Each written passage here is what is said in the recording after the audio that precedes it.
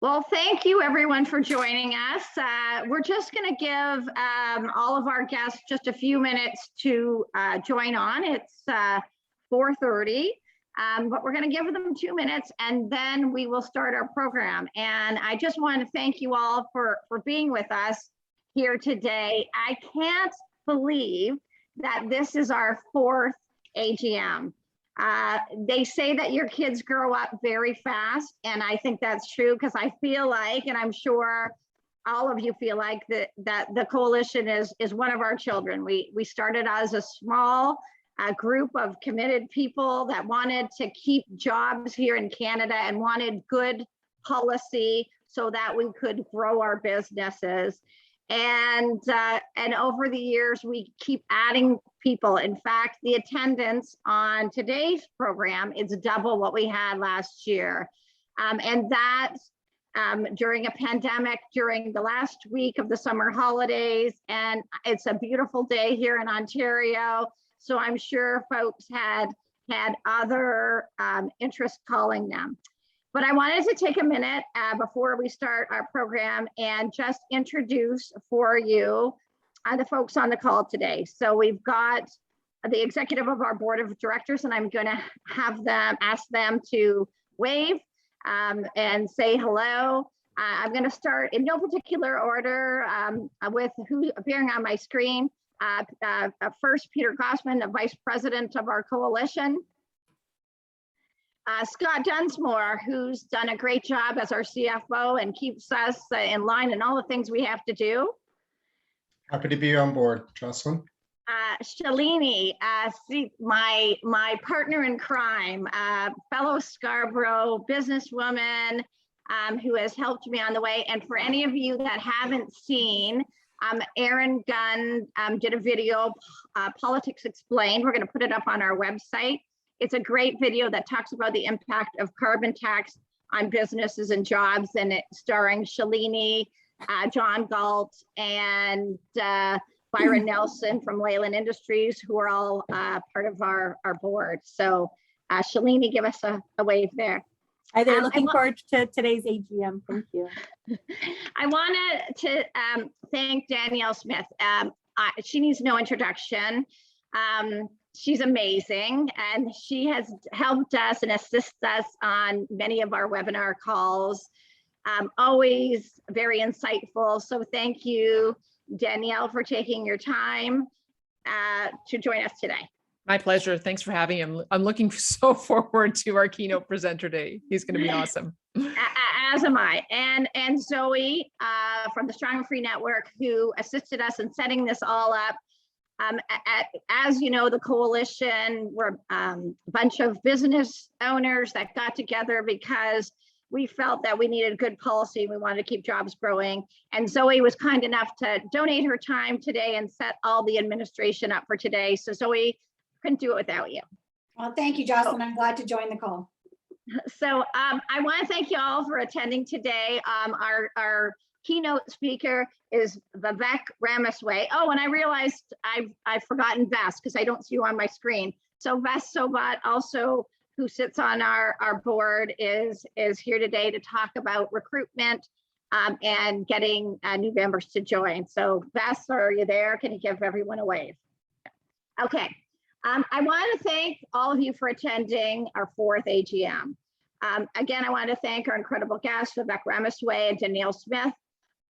And I'm sure today of all days, many of us are very concerned about the recent policy announcement. And it seems increasingly that our livelihoods, our companies, our employees, our jobs, and our very freedoms seem to be under attack. Some of you may be feeling very frustrated. We have uncompetitive energy rates. We have the attack from our federal government on the resource sector, the plastic sector, and manufacturing, because those industries we will supply to and rely on. We have unaffordable electricity in Ontario. We have clean fuel standards coming down the pipe. We have increases in carbon tax and the announcement of new wealth taxes. That when you look at businesses, there's so much money invested in our footprint in equipment. And what is that, the meaning of that going to be on the viability of our companies? These are all very scary policies that are coming in. And it really sometimes feels like that we are drinking from a fire hose of bad public policy. And some of you may be thinking, maybe it's time to pack it in and leave the country. And I don't blame you for thinking that. Sometimes it feels like we have no choice. We're being squeezed out with bad policy because it's increasingly impossible to make things profitable here in Canada. And it seems like the country doesn't support Canadian innovators and job creators and those that frankly pay all the bills of the country. And while all of this is very true, it just reinforces for me how important the coalition is and how critical it is that we continue to speak out to make sure that we can protect jobs and the economy, because we need to make sure that we have somewhere for our kids to work after all said and done. And so as John Galt always puts it from Husky Injection, he says we need to build a coalition that just can't be ignored. And that is true. That's clearly our task at hand. Now, I didn't want to speak long because I really wanted to get to our incredible program, but I wanted to thank our amazing guests for giving their time to talk today. And I think we're going to have quite an amazing conversation. To the board and our advisors, over the years, we have been blessed that we have collected an incredible amount of people that were willing to give their time because they wanted to preserve jobs in Canada and grow the economy. And so we couldn't do it without you. I think every time we have one of these events and you folks attend and you give your time, because I know that it's difficult running your business, I feel so blessed that we have a bunch of folks that want to keep jobs here in Canada and prosperity here in Canada. And so I want to say to you all, thank you. And I want to say that we should continue to fight for this country. We have to continue to fight for jobs and for our freedoms and for our ability to have prosperity. And we need to summon our inner Winston Churchill and say that we will never surrender. So I want to thank you all.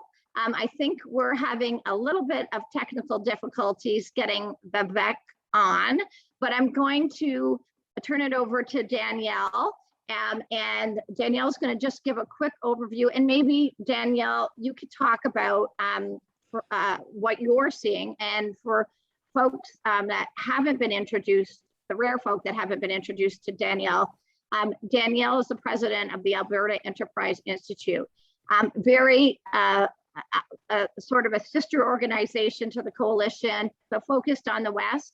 And Danielle, perhaps you could give us your perspective of what you're seeing in the Canadian economy. And we just had the announcement of some very poor GDP and inflation numbers, which are really going to hit us, ordinary Canadians, in the pocketbooks and their ability to afford their day-to-day lives. So Danielle, could you just take a minute and tell us about your organization and tell us from an economic perspective what you see happening in this country and your eye for the future and what really needs to be done. Yeah, you got it. Thank you so much. And I've been really enjoying our collaboration as well. I feel like we found a kindred sister organization in Ontario, Alberta Enterprise Group.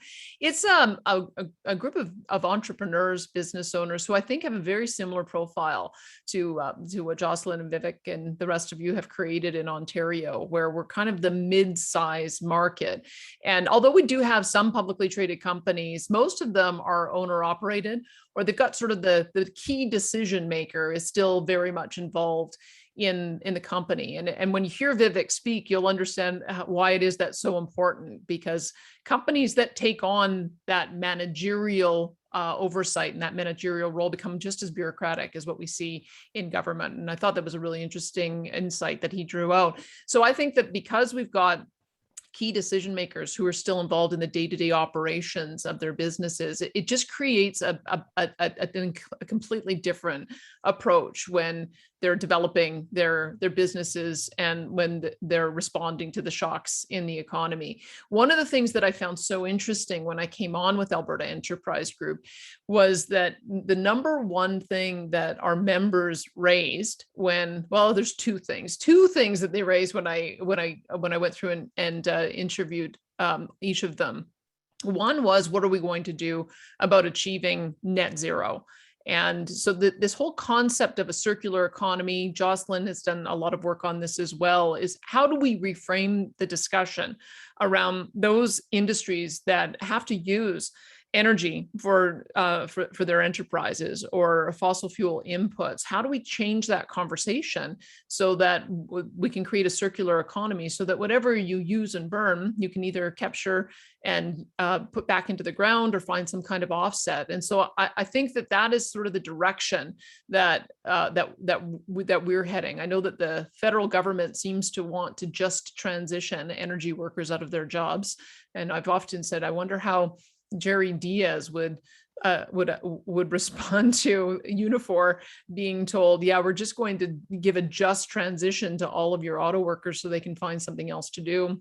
So those are the big issues that I think we jointly face. One of the great educations I've had with Jocelyn is the understanding as well about the impact that the plastics label of toxicity is going to have on our industry and our ability to export. It's funny, coming from the West, I think I'd always felt like, darn it, those manufacturers and businesses in Ontario, they're the ones that really have the upper handle. And Jocelyn said, no, they don't want us either. So we feel like we're in a bit of the same boat. But my perspective is that we shouldn't be pitting one part of the country against the other. And we shouldn't be pitting one industry against the other, because it's going to be the established businesses that have the means, the money, the entrepreneurship, the teams that are going to be able to help us with whatever transformation the economy is going to do. And as they do that, there'll be new jobs that get created. And as they do that, that'll generate more revenues for governments. We've got a $600 billion COVID deficit that's on top of the $700 billion overall debt, a $1.3 trillion bill. And you're not going to end up addressing that if you try to prematurely force businesses, viable businesses, out of the market and prematurely try to transition off of a stable energy source when we don't know what's going to replace it. So this is, to me, the number one issue that we've got to face, is that we've got to start talking about how energy, traditional energy, is part of the solution in what we're transitioning to. The other issue that we hear is about permits. And I don't know if I've had a chance to talk to Jocelyn much about this, but we have what we call our patron saint of our organization is a guy by the name of Lance Gilman, who managed to attract Elon Musk to his 107,000 acre business park in Reno. And the way he did it is, Musk was of the view that it would take 4 years to get anything approved, because we know how long it takes to get anything approved on any front. And he said, no, we've developed a streamlined system where we can get you a grading permit in 7 days and a building permit in 30 days. And that was enough to attract Elon Musk as the anchor tenant. And now when we phoned Lance Gilman a couple of months ago to find out where they were at, he'd already sold out the whole 107,000 acres and he's moving on to the next one.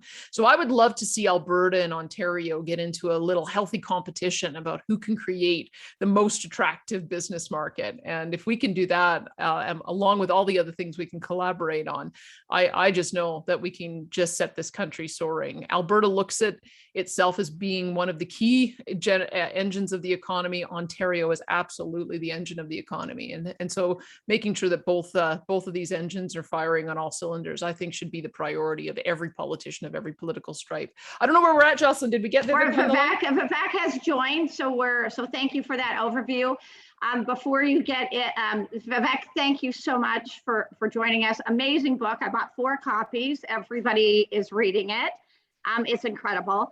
I just want to, before we turn it over to Vivek and Danielle, I want to make sure that everybody on the call realizes that when the federal government, Justin Trudeau, announced the just transition, they were announcing that we're just transitioning from jobs, because we're getting out of the resource sector, we're getting out of the plastic sector, and we're getting out of manufacturing. And that is so damaging to the middle class, because basically when you take that all away, those are the folks that form the middle class of the economy. And the fact that just transition announcement was on a Friday, and there was crickets in the mainstream media about it. And I'll remind anyone that lived in Ontario that Tim Hudak at one point during his election bid years ago just announced that he wasn't replacing 50,000 employees. And everybody thought that their brother, mother, a sister was losing their jobs, and all hell broke loose. But yet the federal government has announced that they are transitioning out of the resource sector, the plastic sector, and therefore the manufacturing sector. And there's a lot of folks that just haven't paid attention. So I think we could focus on that. Vivek, I am going to turn it over to Danielle and yourself to talk about your amazing book. And I'm going to keep quiet. Awesome. I want to get right to Vivek Ramaswamy. He is a New York Times best-selling author and successful entrepreneur. He's founded multiple successful enterprises. He's a first-generation American. He's the founder and executive chairman of, I'm hoping I'm saying this right, Roivant Sciences. It's a new type of biopharmaceutical company focused on the application of technology to drug development. He's got a really interesting story about how he ended up departing that company, and good thing he did, so that he could speak freely to us. The way he likes to do these kinds of sessions is he likes to speak and kind of lay out his thesis for about 20 minutes. And then we're going to have a bit of a fireside chat. So you can feel free to send me questions that I can pose to Vivek. Just do it in the Q&A chat and we'll get right to it. Vivek, please take it away. Thank you, Danielle. And it'll be my goal to actually, I'll try to keep it even more brief. I was getting a sense for the format a little bit, and I'd enjoy more time for our conversation. So what I'll do is I'll open up with a few comments to frame it up, and then we can go straight into our fire. We don't quite have a fire here, but the fireside nature of the chat that we had planned. So look, the book offers a thesis that I lay out, in a somewhat provocative way, in part because I believe it deserves to provoke a reaction from the public, should they be aware of what I'm writing about. And the thing that I offer in the book is the simple thesis that the new way of playing the game of 21st century capitalism is to pretend like you care about something other than profit and power, precisely to gain more of each. And I think that what's at stake in that new game is more than just corporate hypocrisy. It is actually the integrity of democracy itself, because this new model, described under the banner of stakeholder capitalism, actually demands that a small group of investors and CEOs and corporate elites, rather than our democratic system at large, answer the most important kinds of questions that we in the United States and you all in Canada, I equally presume, ought to answer through the democratic process, including free speech and open debate. And I think that is actually at the core of the cultural divisions that I think plague both the United States and Canada today, that dupe both sides, liberals and conservatives, into submission for different reasons, into the rise of this new, what I call woke industrial complex, but this new hybrid between big government and big business that's far more powerful than what either one can do alone, because each can delegate to the other what it cannot do under its own constraints. And so I think that's actually resulted in a new culture of fear that really bothers me, a culture of fear that often has many people who work in the corporate sector may fear losing their job for reasons that have nothing to do with their merit at work, but everything to do with what they may have said that may have defected from the political orthodoxy of their corporation. Increasingly, potentially even that same fear spreading to our children, getting a bad grade in school or suffering academic consequences for saying the wrong thing. And I think that new culture of fear has completely replaced our culture of free speech, open deliberation, and open debate as our mechanism of settling political questions, even as we have a private sector that with its own integrity is able to make products and services that people actually need, but providing a space that actually brings us together across a divided polity. And I think that that's actually one of the most important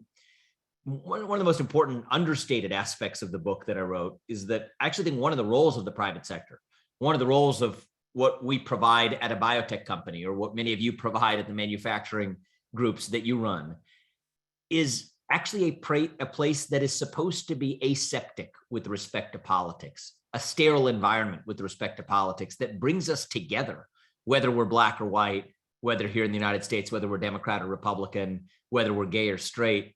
The private sector is actually one of those places that binds us together across a divided polity.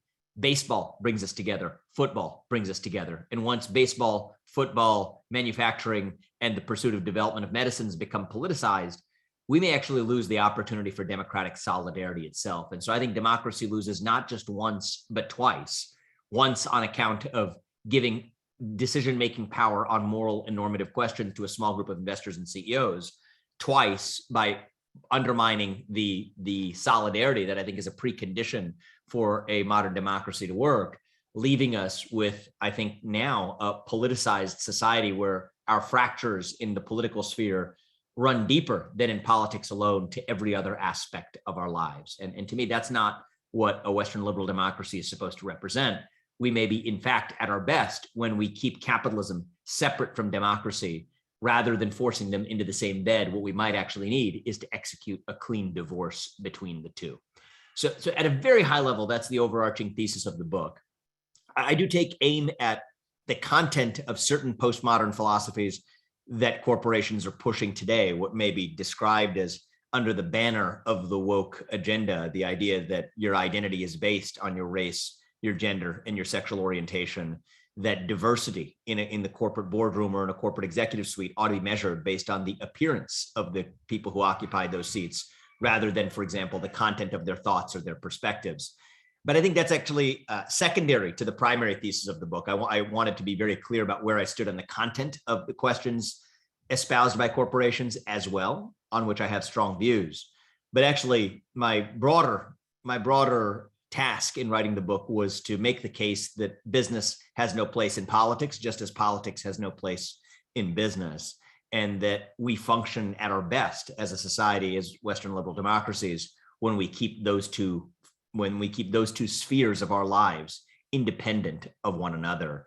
And though I have my underlying views on the progressive agenda that a lot of corporations advance or at least pay verbal homage to today, you could disagree with me on the merits of the woke versus anti-woke debate and still agree on the idea that we ought to settle those questions through free speech and open debate in the public square, rather than through a capitalist mechanism that uses force, including economic force, as a substitute for free speech and open debate as our mechanism for settling those same questions.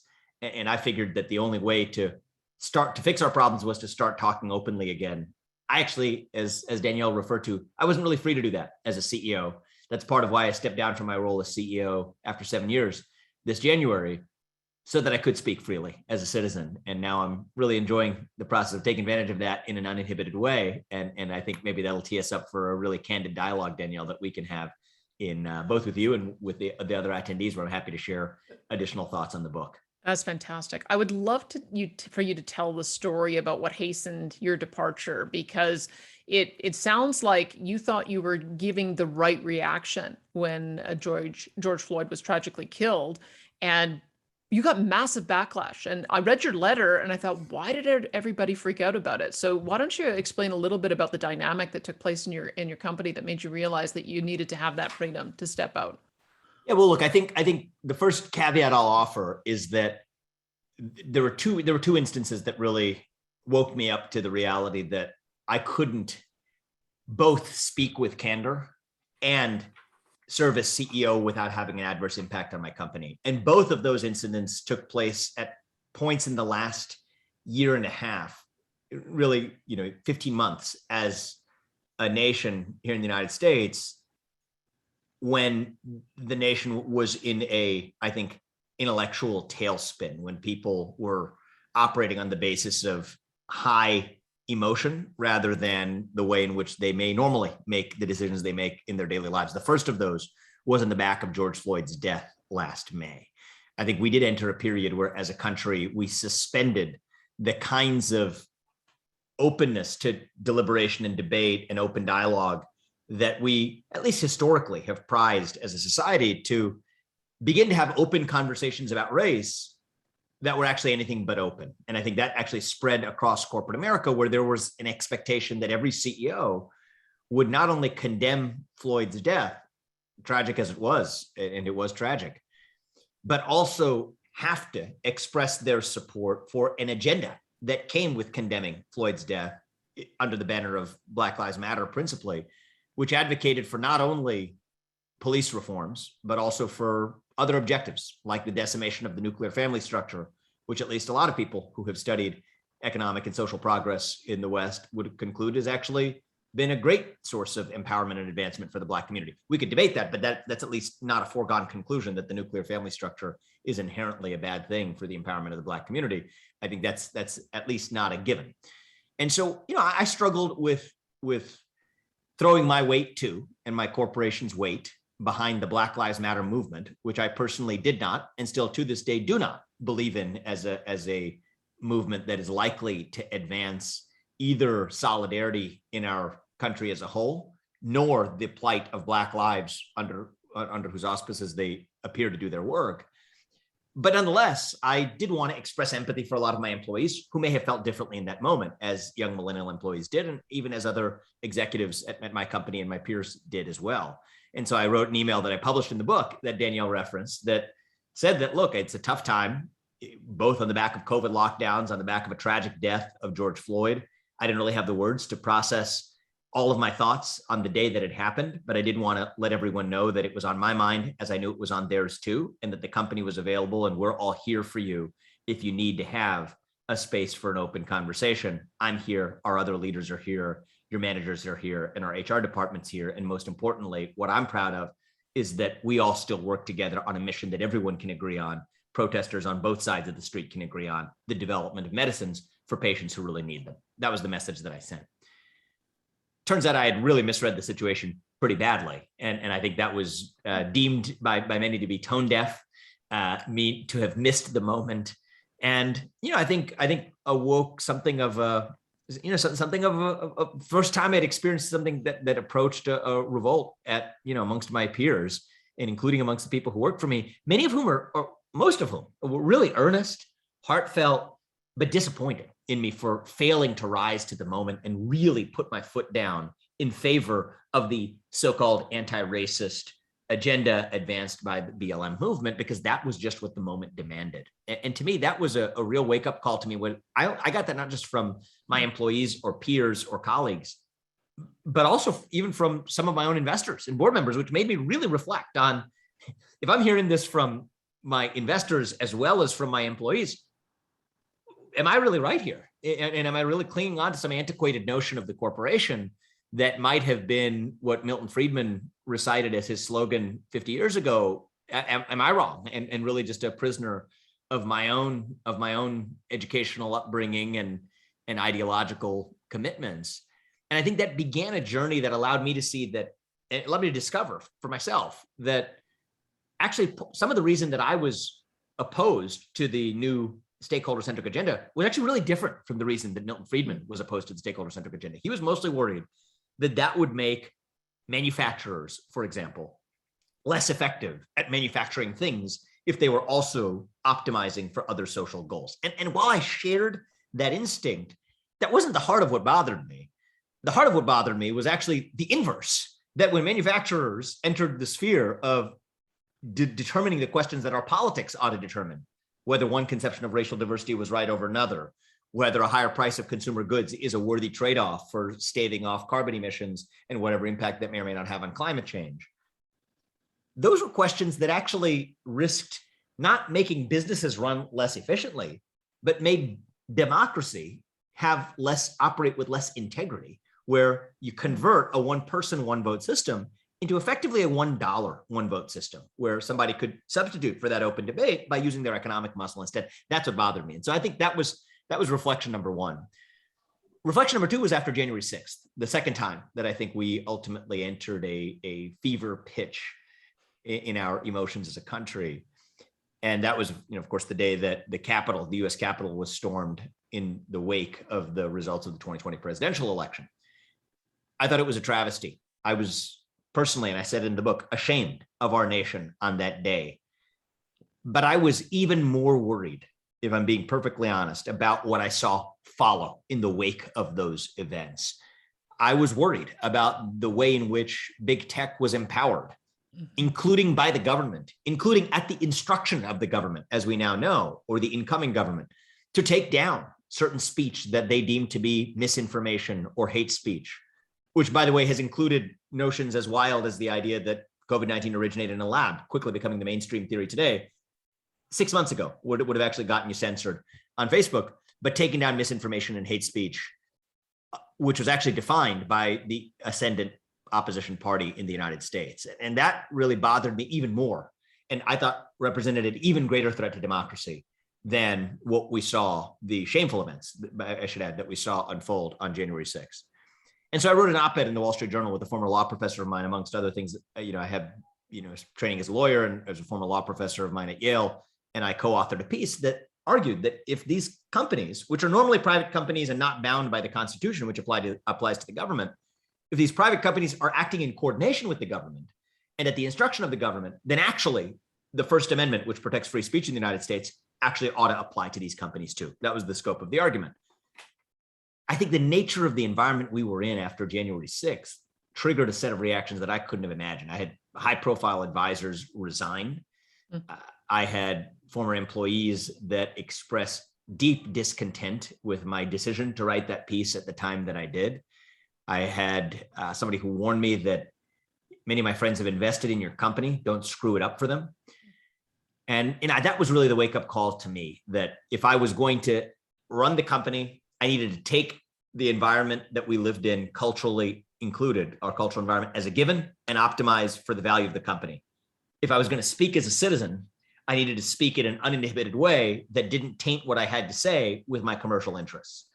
And I had to make a choice. And having led the company for 7 years and having had the privilege of developing medicines, several of which are approved for patients today, that wouldn't have reached patients were not for my company. Having done that already, I made the decision to wear my hat as a citizen and to hang my hat as a CEO. Stepped in, I'm still the chairman of the company, but we put in charge of my longtime deputy as CEO, who happened to have very different politics than mine, as a side note. But nonetheless, I thought that was a clean decision that actually was liberating both for me and for the company to be able to speak in an uninhibited way, but in a way that intentionally was designed to not have an adverse impact on the company itself. I'm glad you told that story, because you were getting pressure from both your investors and from probably your customers and from your employees. And I think in some ways that was probably very heartfelt, very authentic, but you go through and you give some examples of how this new wokenomics is more like crony capitalism, and it's not sincere. And I would love it if you'd tell the story of the, I think the piece of art is called She, and it's the young girl facing down the bull. I had never heard that story. And I think people will be kind of shocked at how cynical some of this wokenomics is. And I think it'll get us into a good conversation. So tell the story of what's the rest of the story there that people might not know. Yeah, sure. So State Street Global Advisors actually commissioned a statue called Fearless Girl. If you're in the United States and in Wall Street, you've certainly heard of it or seen it. And it was facing down the iconic bull on Wall Street, or just north of Wall Street. And it was supposed to be a symbol of female empowerment. It turned out that at the bottom of the placard, it says that she, S-H-E, makes a difference. She referred not just to the statue, but to the ETF, the exchange traded fund that State Street managed, which was a diversity index that they, of course, charge a fee on, make a nice buck on. And it was a nice marketing gimmick that the marketing department apparently had come up with to be able to both market feminism as well as to market their exchange traded fund by the same name, SHE. Okay, that was interesting enough. Now you dig a layer deeper and recognize when they decided to make this statue. And it turns out they were facing a lawsuit from their female employees who collectively alleged that they were being paid less than their male counterparts at State Street. And so, of course, State Street did the thing you'd predict that they would do when female employees point out that they're being paid less than their male colleagues. They built a statue for them. And then you dig a layer deeper, and in this part, you really couldn't make this up. They noticed that Kristen Visbal, the feminist artist who built that statue, was so inspired by her work that she actually made 3 more copies of the statue because she just thought it was that important and the message was worth it. And State Street then went after her for legally sued her in court for making 3 unauthorized reproductions of the copy of the statue that they had built in the first place. Now, Goldman Sachs would never do that. They're a greater practitioner, that they're more practiced practitioner of wokenomics. And so that third move really reflects an amateur hour on the part of State Street. But even if you put their amateur hour error to one side, it sort of exposes the heart of this cynical marriage between the newly ascendant progressive left and big business, where it's kind of like an arranged marriage. Each side gets something out of the trade. It's more like mutual prostitution than a marriage. The woke left gets money and legitimacy from corporate America. Corporate America gets cover from the ire of the left that they might have experienced in the wake of Occupy Wall Street, in the wake of the 2008 financial crisis. But now both sides get something out of the trade. And I think that's how both conservatives and liberals are both duped into submission, where liberals happen to love the causes that corporations are pushing today.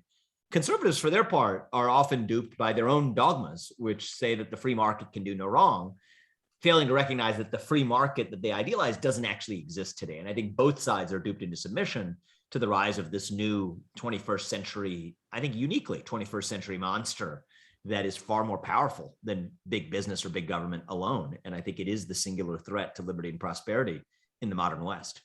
I alluded to this earlier, but I wouldn't mind if you would map it out a little bit, because you talk about how, there are normally sort of 3 aspects of a corporation. You've got your the founders, your investors, and your employees. But then there's also this managerial class in the middle, and it's paralleled by what we see in government, that we kind of think of government as having 3 arms too: executive, legislative, judicial. But then there's this administrative arm that really actually runs everything. And I like the parallel you drew, as well as how those 2 work together to kind of circumvent the interests of everyone else. Can you map that out a bit for us? Sure. Yeah. So I think we live in a moment, and have increasingly over the last number of decades, where the managerial class, the professional managers, have ultimately sucked the air out of the institutions they're supposed to run, whether that's government, whether that's a company, whether that's the universities, which are suffering from a managerial cancer of their own. The ratio of tenured professors to administrators at universities has collapsed. And I think one of the things about a member of the managerial class, there's an unspoken rule, which is that the more people you're accountable to, the less accountable you are to any given one of them. And what stakeholder capitalism effectively says to the corporate managerial class is that you're actually accountable to not just your shareholders, but literally to society as a whole. And what that consummates is the coup for the managerial class, by saying that by becoming accountable to everyone, you actually become accountable to no one and empower yourself in the process. And so I talk about some of my experiences in observing the FDA as a member of the biopharmaceutical industry. I think the FDA is largely run by the managerial class, designed to actually crush the democratic will of the people of the United States, to ultimately have their vision, let's just say, watered down through the vision of career bureaucrats who ultimately occupy that particular agency. But other people have talked about that, including me in other settings. The thing that I think is interesting is watching the infiltration of the private sector, not with the deep state, but with the rise of what I call deep corporate, where the human resources and other administrative bureaucracies that arose to administer anti-discrimination laws passed in the 1960s are now actually the greatest source of discrimination because of the way in which they've been empowered, but it's discrimination on the basis of ideology, or discrimination on the basis of political viewpoint or personal expression, that in the name of diversity has actually completely sucked the air out of the enterprise of ideological and thought-based diversity. In the name of inclusion, have actually created structures and corporate environments that are anything but inclusive, that are actually designed to be exclusive of certain political and social perspectives. And so I think that rise of the managerial class, I think, is something that I kind of put a finger on in the book, which is sort of responsive to something that bothers me on the populist right recently about framing the debate as one between elites and ordinary people. I have some sympathy for that, but only to a limited degree, because I think it's too low resolution.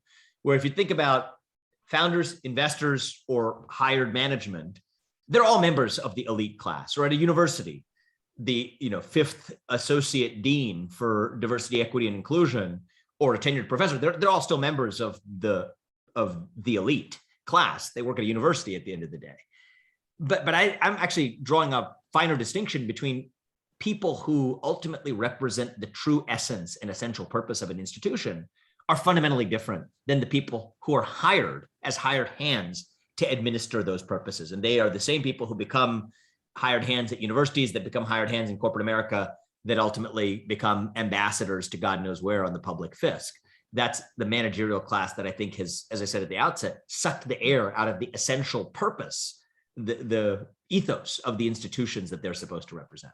It wouldn't be so alarming if it didn't now have broader implications on everyone. And I want to get your understanding of where this ESG movement is going, environmental, social governance, because I'm involved in a panel where we're trying to now figure out what kind of metrics we would use for that. But I feel like I'm now entering a mugs game, having read your book, is that it seems like there's only a very narrow definition of what it means to get your check marks to be a good environmental corporate citizen, or a good social corporate citizen, or a good governance corporate citizen.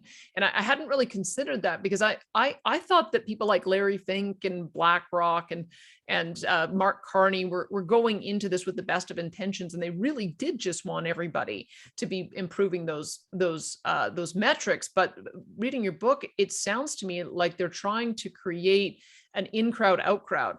Is that we check off all the boxes, so we get all the money. You don't check off all the boxes, so you get regulatory barriers. You don't get the money, and so now we really are firmly in the realm of crony capitalism.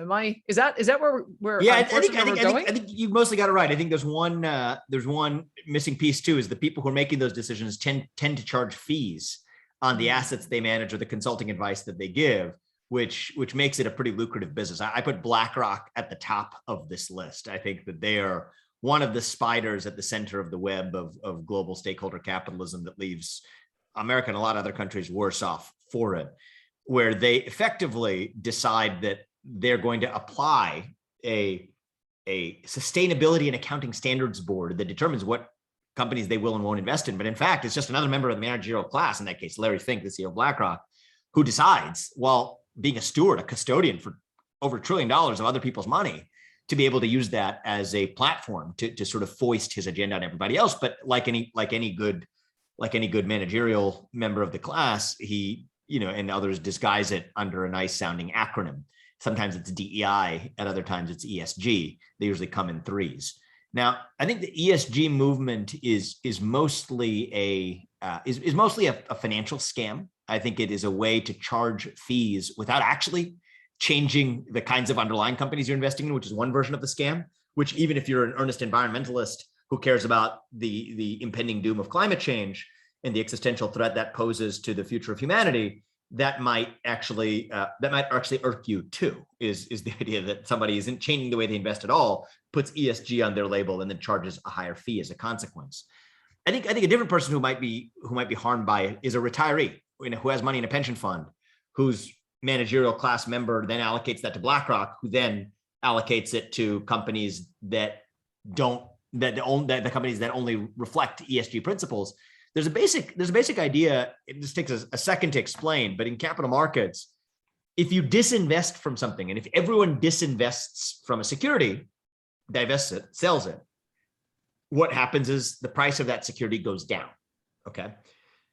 Now, if everyone is transacting or selling something for a reason that has nothing to do with the underlying cash flow base of that business, what that means is still the price is lower than it otherwise would have been, which necessarily means that somebody else can make more money by buying that same asset, because the expected return on the cash flows is higher when you buy the cash flows at a lower price.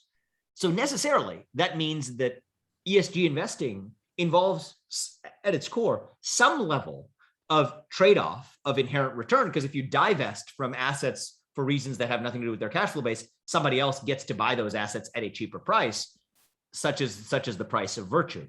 Well, I think one of the things that Larry Fink and others in the woke industrial game have managed to get away with is actually marketing the falsehood that ESG investing actually is more profitable than ordinary value investing.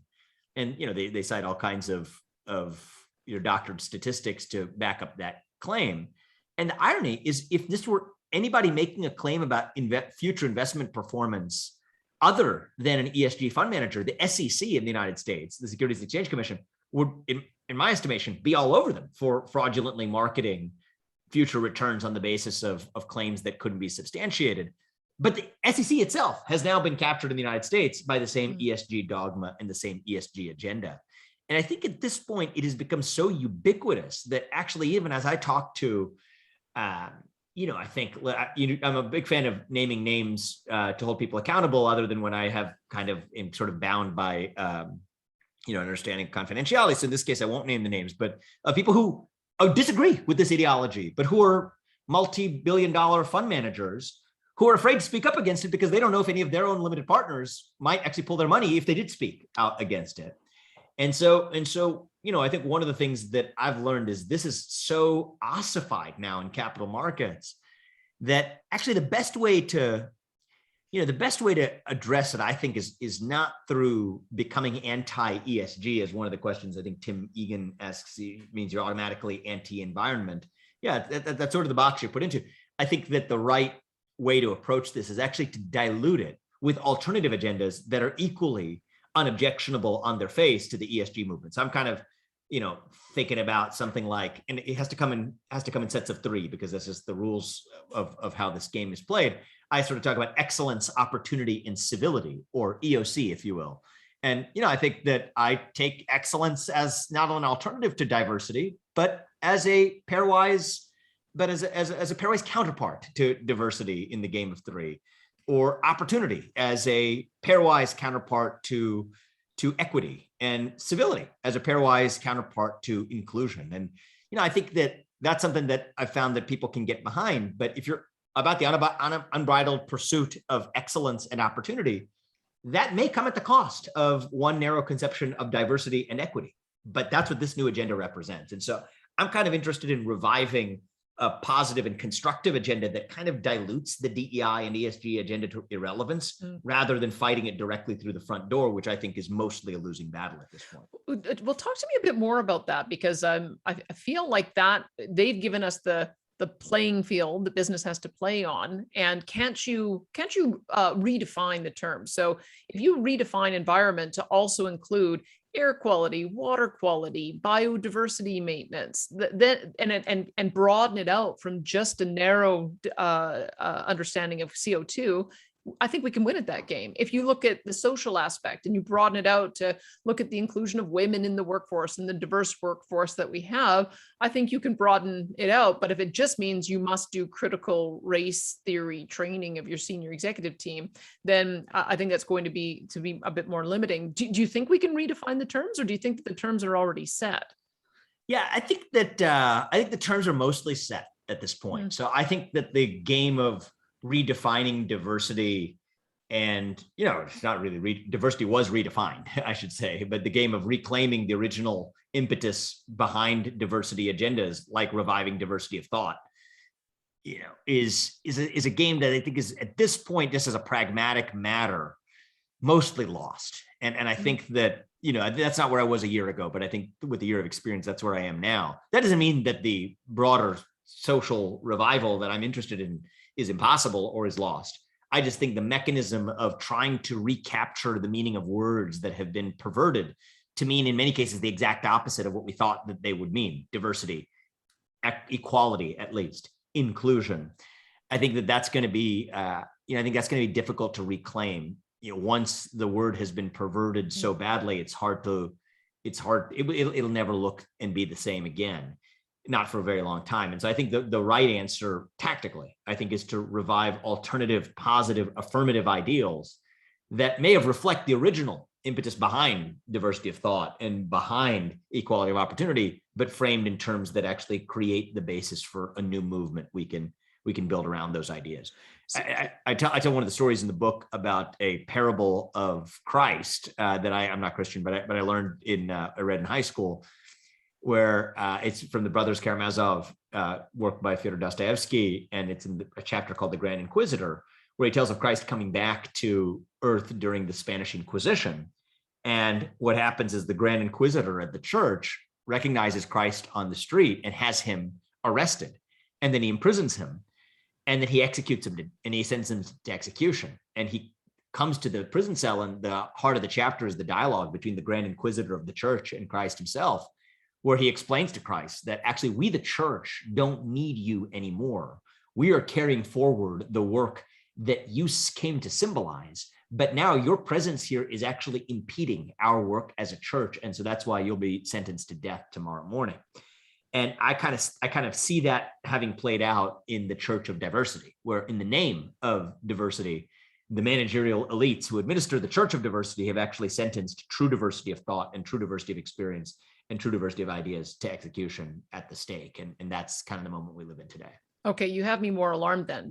What are we in for on the G side? Because governance seems to be something that we should be able to define. Right, What is it what is the agenda there? The G is mostly just a tag on.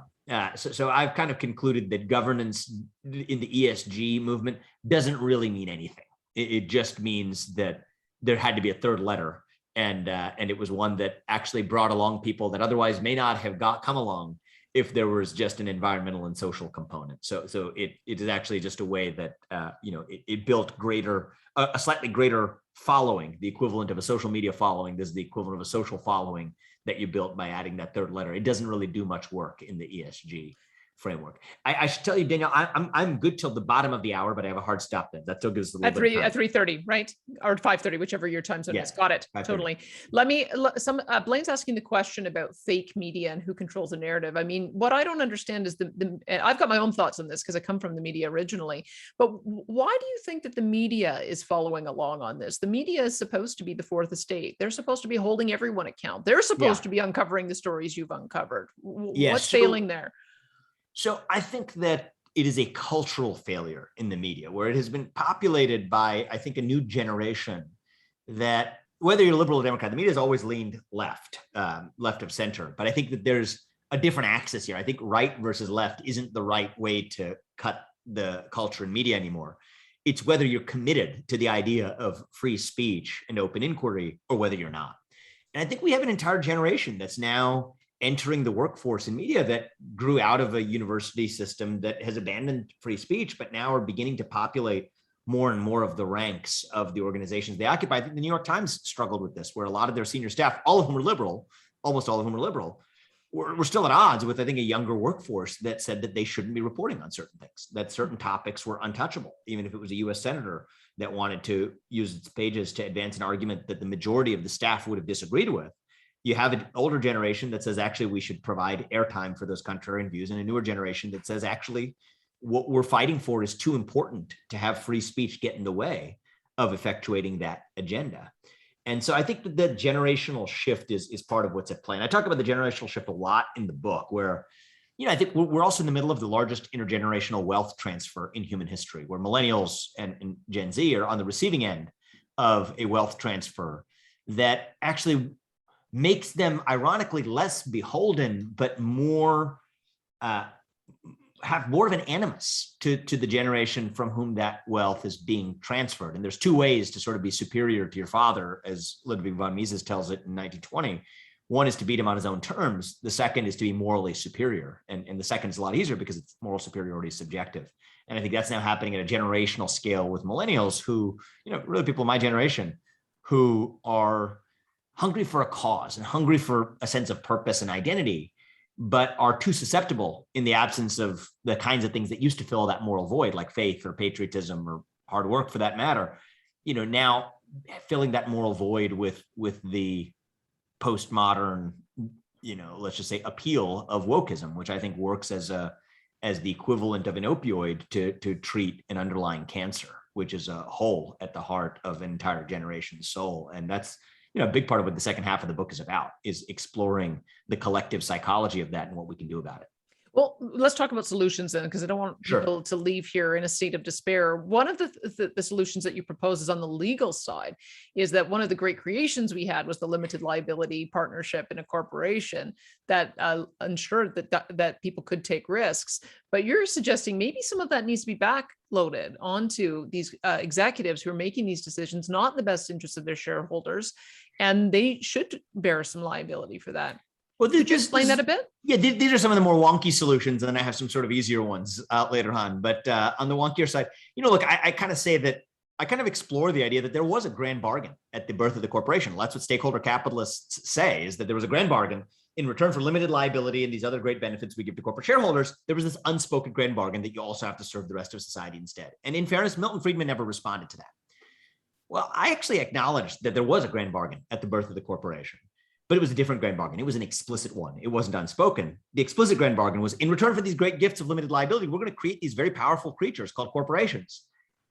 And in return, we're going to say that if we're going to create Frankenstein's monster, we want you to stay in the cage. That is to say, in the sphere of the market alone. And that's why corporate boards are only allowed to take into account the fiduciary duty to maximize profits for their shareholders, not just to protect shareholders, but to protect the rest of society from corporate overreach. And so what I say is, if corporations are using or abusing those benefits to be able to exercise power in spheres of our democratic and public life that we don't want them exercising power in, then as it pertains to that narrow set of activities, the shareholders of those corporations should not enjoy limited liability. I'm not saying ban that behavior, but I'm saying you don't get a special shield for engaging in political advocacy. You as an individual want to engage in political advocacy, you would face and be sued directly as a human being for the consequence of your actions. Shouldn't be any different just because you created a corporation to do the same thing. That's basically the argument I make in that section of the book. I think that these are really, somewhat technical. I think at the end of the day, superficial, important, but symptomatic solutions. I think the real solutions rest in culture. And I think that's going to be a cultural revival that is going to be difficult in the environment that we begin with, but it's important enough, and most important things that need to be accomplished are not easy to accomplish. And I think that's a big part of what I lay out towards the end of the book, the beginnings of a cultural revival that don't cancel wokeness in return, accidentally joining its religion under a different name, practicing cancel culture in reverse, banning corporate behaviors, banning ideologies from being taught in schools. I think this is the wrong way to go. I think the right way to go is to dilute its agenda to irrelevance by kind of rebuilding a shared identity that runs so deep that wokeism is made trivial by comparison. And that's really where my interests are. And that's where I'm focused, both in the book and in my activities going forward. I thought America already had that, because it seems like you don't have the same kind of regional divides that we have in Canada. Yeah, America has had that. I think that what we've lost over the last decade is that sense of common fortitude tied together by a set of ideals that brought together an otherwise divided polyglot group of people. The American dream, the idea that no matter who you are, where your parents came from, or what your skin color is, you can achieve anything you ever want in this country with your own hard work, your own commitment, your own dedication. That is America. That is the American dream I've lived. And to do it with free speech, open debate, not having to choose between putting food on the dinner table and expressing yourself. That's what this country is, or at least has been for most of my life. And I think over the last decade, we fell into the trap of celebrating our differences, obsessing over our differences, and forgetting what bound us together across those differences. But I think the next decade, with the right kinds of leaders, can be a decade of reviving what still binds us together as one people. And I should say something that I hope doesn't make too many of you mad, but I kind of see a 20-year time horizon with the rise of China in I think on the global stage that represents, in my opinion, the rise of nihilism as an alternative to idealism itself. I think that's actually the single greatest threat over the course of the next 2 to 3 decades. I actually see great opportunities if the United States is able to revive and harness that sense of a nation built on ideals rather than just being a geographic space. I see no reason why Canada shouldn't be part of that geographic space as well, bought into those same ideals. Because to me, America is an idea. It's not a place. It's a vision of what a place can be. And a lot of what I see in Canadian culture replicates, I think, a lot of the cultural challenges we face. But if our harnessing the solution to that is one that ultimately binds people together across their diversity, I see no reason why the geographic diversity between the United States and Canada, or the artificial boundary between the two, ought to be a constraint in creating what I think may be a bastion of idealism that may be required to really serve as a counterweight to the rise of nihilism in the avatar of China on the global stage. That is a beautiful note to end on. So we'll start the 20-year trek again together. That is Vivek Ramaswamy. You can get his book, wokeinkbook.com. Thank you so much for the conversation today. We sure appreciate it. Thank you. Hope all of you enjoy the book. Thank you so much. You got it. And let me hand it back over to Jocelyn Bamford. Thanks. I want to just thank Vivek and Danielle. What an amazing conversation, and great thoughts. And I'm going to turn it over to Peter, who's going to take us through the next section of our program. Peter. I'd like to echo that too. Thank you, Danielle, for nurturing a fantastic conversation, and Vivek for joining and giving us that valuable bit of information. And I'm sure we'll all be lining up to get your book now. So I've got about 5 minutes to convince you about the necessity for growing the coalition, particularly its effect on politics and business, and how it is very valuable and worthwhile, and why it's different than everybody else. So first, I'd like to talk to you about feelings, and that's sort of tongue in cheek, specifically my feelings and how I felt when I realized that there may be an issue as a manufacturer with our competitiveness. This feeling began in 2008 when I became aware of something known as the Ontario Green Energy Initiative. We found out that the government of Ontario was offering free money to anyone interested in participating in wind and solar installations. Sign here and you'll receive 82 cents per kilowatt hour, plus a few minor costs.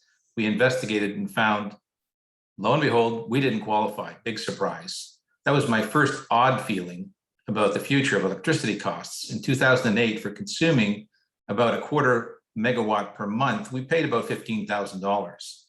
There were incentives to reduce usage, thereby reducing costs, that we took advantage of.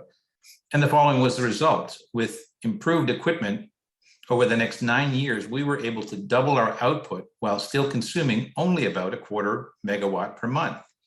The shocking revelation, pun intended, was that by 2017, that quarter megawatt cost $55,000, and 70% of that bill was the global adjustment charge. We're all familiar with these numbers.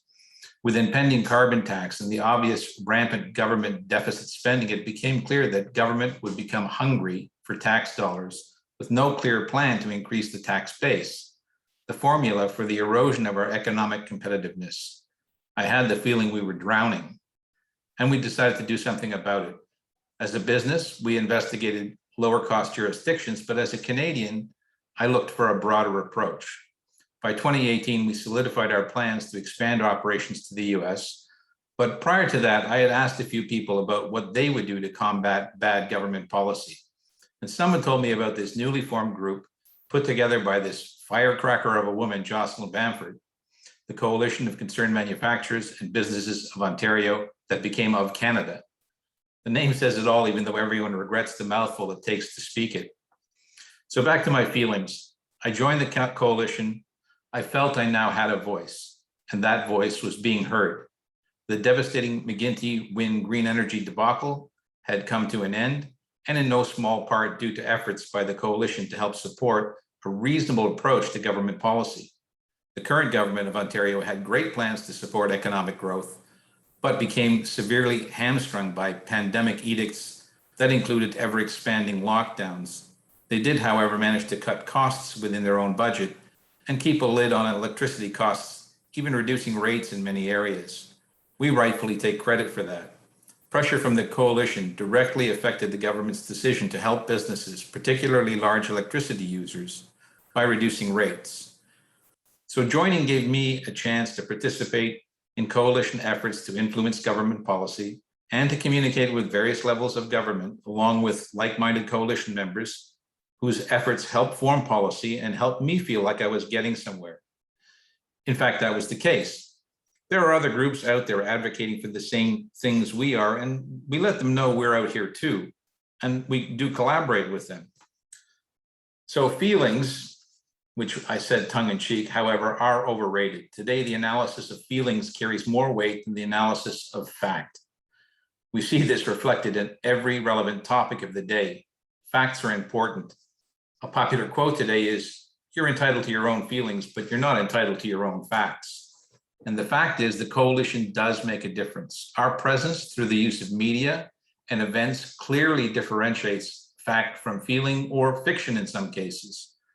We state the unbiased truth for the benefit of Canadian businesses and Canadian jobs.